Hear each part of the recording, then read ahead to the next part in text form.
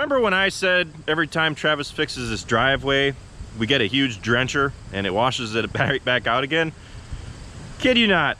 Washed it out one day, and then we got a drencher the next day, and the next day, and the next day, and this is what it looks like now. Maybe we'll stop fixing it for a few days and kind of give the whole Midwest a break, you know? Holy cow. Huh. Good thing we got our hay made. See that grass over there? Just on the other side of that grass is where we cut. If you guys will remember, we were just down here making hay last week. And this is what it looks like now. We got a ton of rain. So this is the Grant River, and usually it's within a narrow bank here. Really not all that wide, but I would say the water looks like it's actually gone down a little bit.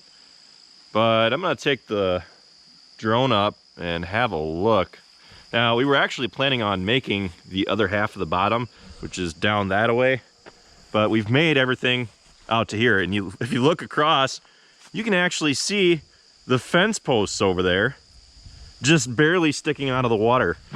Looks like it's Bumblebee's time to shine again. So my other drone crashed off the rear end of the truck and broke, so I had to send it in for service. So it looks like I'm using this one for the time being. Hopefully it works. Haven't used it in probably over a year now. Let's hope the drone doesn't experience a malfunction while it's out there.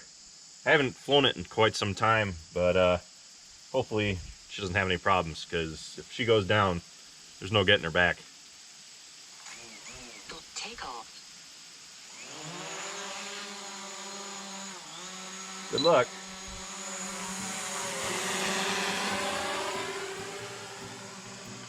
The first thing I want to go have a look at is the fence posts on the far end of the field.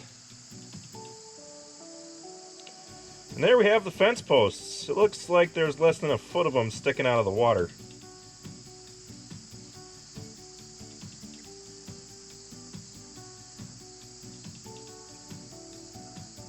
Wow. So where we're coming up on right now is where we went through between the bottom and the field. So there's a gateway right there where the fence opens up. You can actually see the path that we took up because it's a little bit more brown. But we went through that fence post to take the bales back.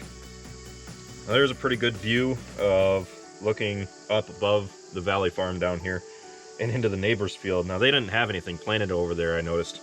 A few years ago when we were actually back down here, I'm pretty sure that was in corn. But when it gets too wet, you just can't get in there to put your crops in. Right now, the drone is at 371 feet, and it is looking south from the north end of the farm. You have the valley, the bottom on your right, and you have the field up on the left. And you can tell the difference in elevation there.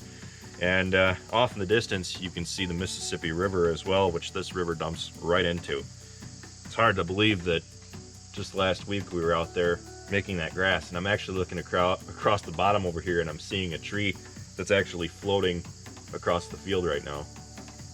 And you can actually see it too on the drone shot. Let's go down and have a look at what we were planning on cutting yet.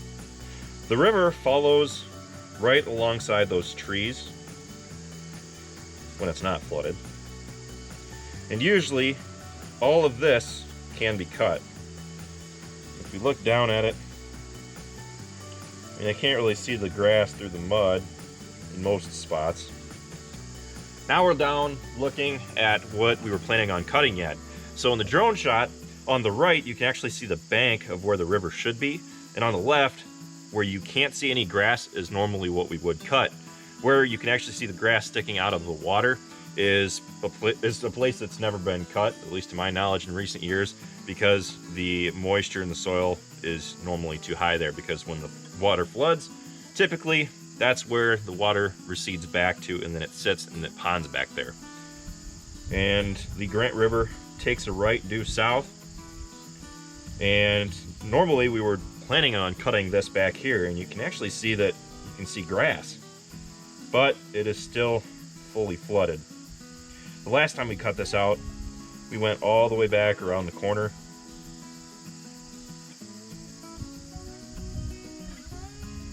and cut back into here where this little river comes back around. On a dry year, you can get in there and make it, but on a year like this, not necessarily. We're now on the south end of the farm looking west, and you can see 133 as it wraps around and heads up the hill and goes out to Cassville. The bottom is flooded on the other side of the trees, but all of this back here we would have been able to cut. Let's go have a look at those trees we saw floating out in the field.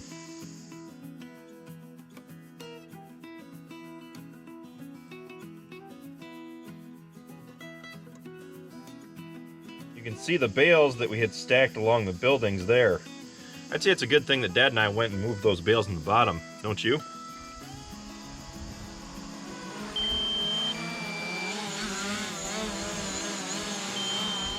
Bumblebee did a great job.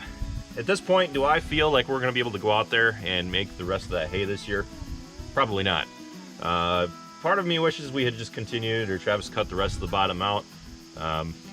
But would we still have been able to make it in time, because we really didn't finish with much time to spare when we made this hay. But I don't really feel like we're going to be able to do it again yet this year. Next year, possibly. We'll see. This is something that's pretty routine for this ground, just because it's right along the banks of a major river. Mail letting you know the warranty on your vehicle has expired, and this is the final courtesy call to renew the warranty before we close the file. I'm down in the valley. To hear your options about getting back up. These guys always find you, no matter where you go. I'm not supposed to have any cell service down here. I literally have one bar of 1X. Anyway, do I feel like we're going to be able to make the rest of this year? Probably not.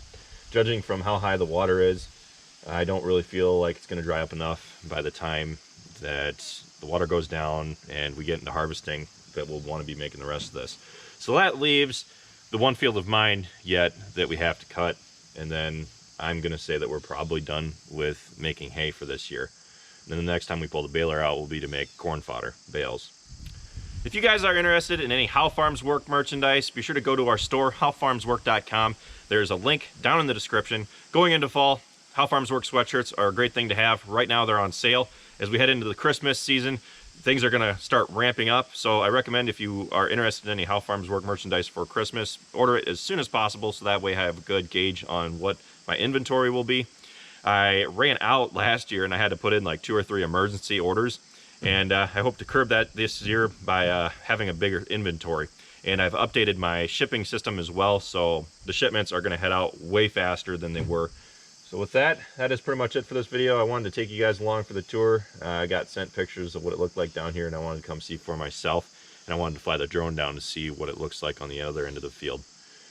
Anyway, thanks for watching this video, guys. Be sure to check out all of our other ones. Be sure to like, comment, and subscribe. And be sure to check us out on Facebook, Instagram, Twitter, and Snapchat, all How Farms Work. And with that, we'll see you next time.